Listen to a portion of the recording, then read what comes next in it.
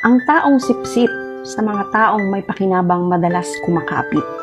Tulad din niya ng mga plastic, hanggat may silbi ka, doon siya didikit. Sa trabaho, yung mga sipsip na lang ang palaging tama. At yung mga nagtatrabaho ng maayos, ang palaging kawawa. Sipsip, sila yung uri ng nilalang na hilig pumapel sa mga amo. Piling nagmamagaling pero isip talangka naman. Dahil takot yan masapawan at maitsapwera sa sarili niyang multo. Sila yung mga taong ayaw kang maging masaya, kaya sinisiraan ka sa iba.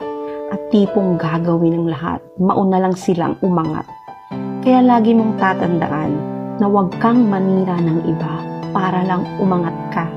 Dahil kahit ano pang pagpapabango ang gawin mo sa sarili mo, sisingaw at sisingaw pa rin ang basurang ugali mo.